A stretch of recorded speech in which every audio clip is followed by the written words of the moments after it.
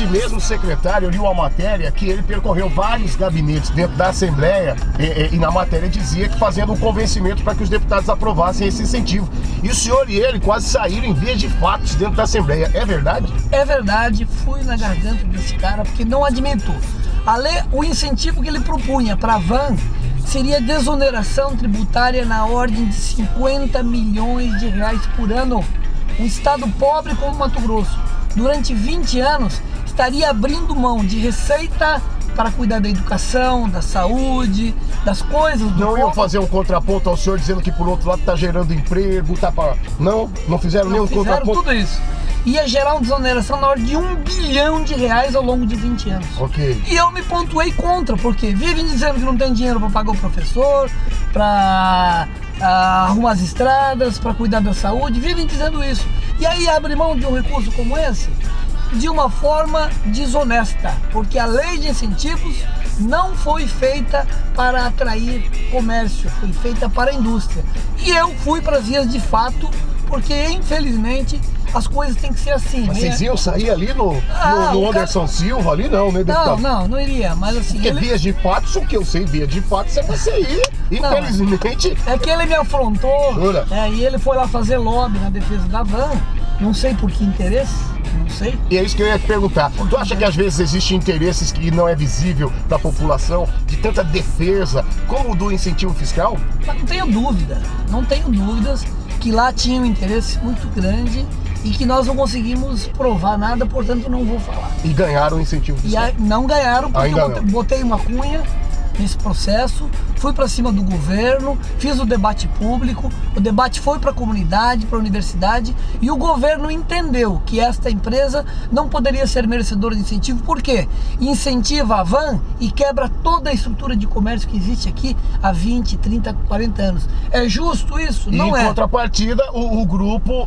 mandou uma nota para a imprensa, o presidente dessa empresa, dizendo que não iria se instalar mais em Alta Floresta e que a culpa seria exclusivamente do deputado Bruneto. O senhor leu isso? O senhor leu? Eu vi, foi muito pressionado, inclusive, mas mais um factoide criado pelo Alan Zanata e pelo Luciano Hang, que é um grande sonegador de tributos federais, reconhecido nacionalmente. Inclusive, esta semana saiu uma manchete no Estadão de São Paulo, inclusive eu sou citado como um dos contrapontos desse processo, e que eles não tinham na carta de intenções a intenção de montar loja em Alta Floresta. Tinha uma loja em Várzea Grande, na carta de intenções, no protocolo de compromisso. Entendi. Várzea Grande, Cuiabá, Rondonópolis, mas em Sinop, função dos acontecimentos, eles resolveram dizer que iam abrir lá para dizer que o Bruneto é contra o desenvolvimento. Fala-se também que a esposa do senhor foi prefeita em...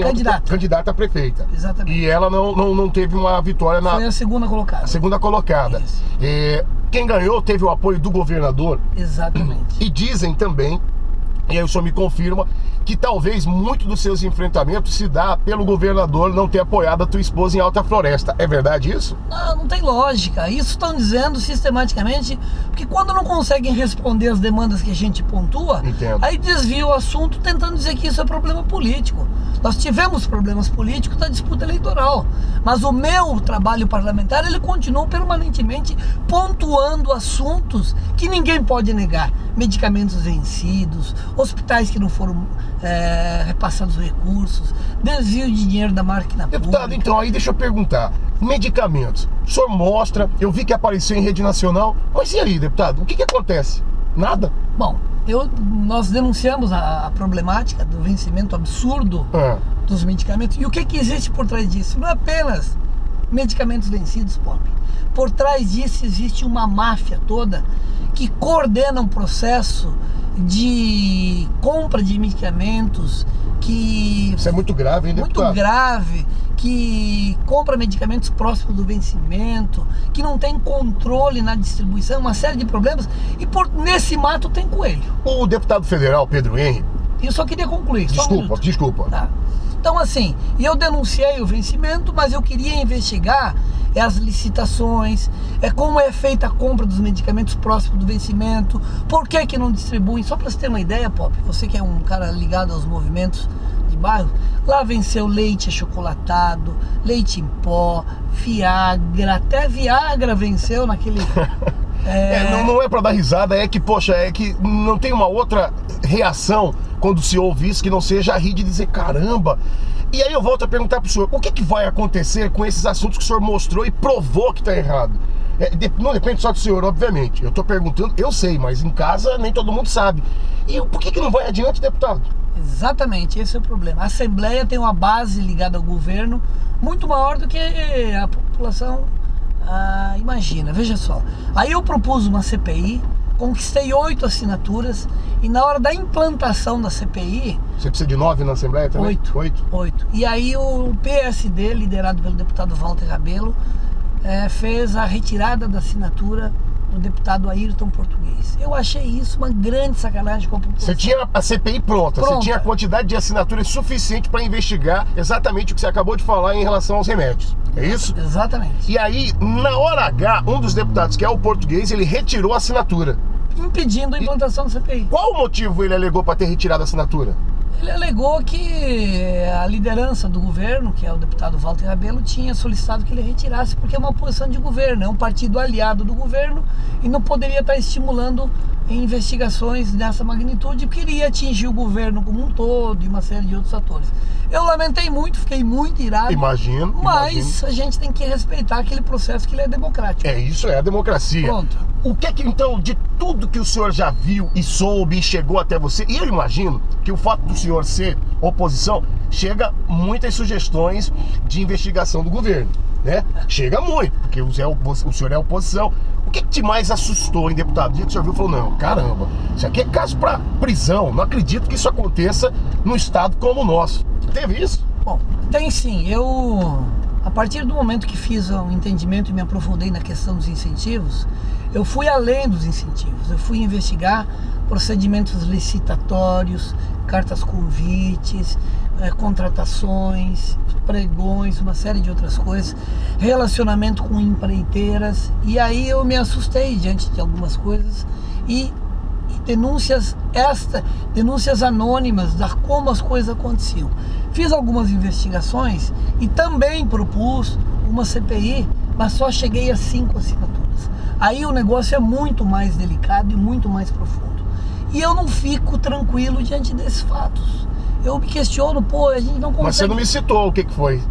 Licitações, licitações, relacionamentos do governo com as empreiteiras, superfaturamento em obras do MT integrado e uma série de outras coisas. E isso merecia uma investigação muito mais profunda. E não é investigado porque o governo tem a maioria na Assembleia. A maioria vira um trator patrolando os que tentam fazer essa investigação. Já sentiu um jogo duro em cima de você? Não tenha dúvida. Mas assim, daquele de ser covardia? Não. Dá essa moral pro pop. Não, é verdade. Eu me senti atropelado em vários momentos no processo. Me cita um aí, me cita um. Nessa questão dos medicamentos. Quando eu tava com a faca e o queijo na mão, me tiraram a faca. Tudo bem, mas aí é visível a todos. Mesmo que você fique triste, a população vê e entende que você tentou, mesmo não sendo o suficiente, mas viu a tua luta, certo? Eu tô dizendo algo que não é visível à população, mas a você, a tua família. Jogo baixo mesmo, deputado, que infelizmente na política às vezes acontece. Tu já sentiu? Não amedrontado, mas intimidado. Sim, na Assembleia Legislativa nós temos muitas comissões.